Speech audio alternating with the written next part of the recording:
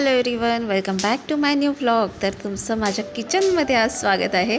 आणि आज मी हे जो पार्ट आहे, हा जो कोपरा आहे, तो आज मी किचन क्लिनिंग आणि ऑर्गनायझिंग करणार आहे. हा वाला कोपरा, कारण बऱ्याच दिवसापासून असं चाललं होतं ना की काही मुहूर्त लागत नव्हता. But today is my cleaning day झालेला आहे तो आज, आणि मी आज तो तुमच्यासोबत शेअर करणार आहे. चला तर आपण लेट्स टुगेदर आपण आता हे जो कोपरा आहे माझा, तो आता क्लीन करून घेऊया. आणि ॲक्च्युली काय झालं होतं ना, तर कुठे काय ठेवलं होतं ना काही समजतच नव्हतं. एकदम घाई गडबडीत आपले हात लागतात मसाल्यांचे. कसलेही आपले जे हात असतात ते एनिवेज कुठलाही बर्नीला आपण टच केल्यावरती ते लागतात. आपण सारखं सारखं तर हात धुवू शकत नाही जेवण करता करता. आणि मला सवय आहे की थोडंसं काय घेतलं की परत हात धुवायचं. पण तरी पण सगळं इथं तिथं वस्तू ठेवलेल्याच असतात. आणि डबे जेव्हा आपण ओपन करतो त्या वस्तू मला ना सगळ्या सापडत गेल्या. आणि ॲक्च्युली मला आठवतच नव्हतं मी जे सामान आणले ते गेलं कुठे, मी कुठं काय ठेवते. म्हणजे थोडंसं वापरलं की आपण ते थोडंसं राहिलेलं मग कुठल्या तरी डब्यात टाकलं, बर्नीत टाकलं, कुठेतरी स्टोअर करून ठेवलं. तर ते आठवतच नव्हतं. ते नंतर मग मला सगळं, आता मी जेव्हा डबे सगळे ओपन केले, कुठे काय ठेवलं आहे ते मला सगळं कळत गेलं. असं म्हटलं चला आता एक मार्गी, म्हणजे माझं जेवण ऑलमोस्ट झालं होतं, फक्त मला डाळीला फोडणी द्यायची होती. आणि शिवराज तर माझ्यासोबत होताच, तुम्हाला बॅकग्राऊंडला त्याचा आवाज येतच असेल. सो मी थोडं सगळं बर्नीतलं जे जे सामान होतं ते काढून सगळं ठेवलं साईडला. थोडंसं एका वाटीमध्ये स्टोअर करून ठेवलं, कारण थोडं मोस्टली सामान राहिलेलं होतं. आणि म्हटलं परत फील करायचंच होतं सगळं सामान. तर मग आधी मग ह्या बरण्या सगळ्या घेतल्या घासायला. त्याच्यानंतर मग एक रिकामा करत गेली, तशी भांडी पडत गेलीत. आणि मग ते रॅक पण, तुम्हाला जे रॅक दिसत आहे ते सगळं खाली केलं. आणि बघता इतकी भांडी झालीत का, मला नंतर एवढं पडलं की अरे यार, एवढी भांडी आता घासायला लागणार. आता मग काय करणार, आता शेवटी केलंच आहे, सुरुवात आपण केलीच आहे. तर म्हटलं चला करून ठेवूया, आता सुरुवात तर करूया. आणि मग ते सगळं घेतलं, एक भांडं घेतलं घासायला. कारण आणि सगळी मोस्टली त्याच्यात काचेची बर्नंसुद्धा आहेत, कारण माझे बहुतेक सामान मी काचेच्या बर्नीत ठेवते. मीठ मी मोस्टली काचेच्या बर्नीमध्ये प्रिफर करते ठेवायला. आणि हे जे छोटे प्लॅस्टिकचे डबे आहेत ना, ते मला कोलॅबरेशनमध्ये भेटले होते, स्नेहाताईंनी दिलेले. त्याच्यानंतर ते पण डबे खूप छान आहेत. 6 डब्यांचा बॉक्स होता. म्हणजे कंटेनर खूप मस्त आहे ते, म्हणजे त्याच्यामध्ये तुम्ही ड्रायफ्रूट्स येते, म्हणजे खूप छान आहे. फिक्स झाकण आहे त्याला. आणि सो मस्त व्यवस्थित सगळं राहतं. मग म्हटलं चला ते डबे आहेतच ते छान, त्याच्यामध्ये थोडं स्टोअर करून ठेवूया. आणि हे जे 2 बरण्या आहेत ते मला घरभरणीला भेटल्या होत्या माझ्या. त्याच्यामध्ये मग म्हटलं चला डाळी स्टोअर करून ठेवलेला त्याच्यामध्ये. आणि हे कसं 1 किलोचा आहे हा डब्बा. सो 1 किलोची म्हणजे जे डाळीचं पॅकेट मी आणते ते ऑलमोस्ट त्याच्यामध्ये राहतं.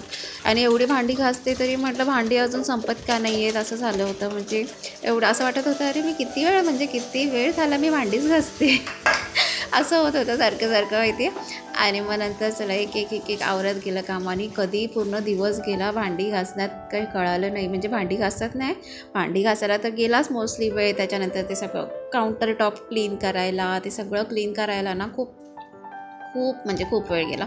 आणि हा जो रॅक आहे ना, त्याला 7 वर्ष पूर्ण झालेली आहेत. आणि जसा घेतला ना तसाच आहे तो, अजून काहीही झालेलं नाही आहे ना, कुठे फुटलाय काहीही नाही, व्यवस्थित आहे. मिशोवरनं घेतलेला तेव्हा मी. खरंच मिशोवरचे प्रोडक्ट खरंच खूप छान असतात. तुम्हाला पण हा जर रॅक हवा असेल तर मी डिस्क्रिप्शनमध्ये ना त्याची लिंक दिलेली आहे, नक्कीच जाऊन तुम्ही तिथे चेक करू शकता. आणि प्राईस पण त्याची खूप कमी आहे.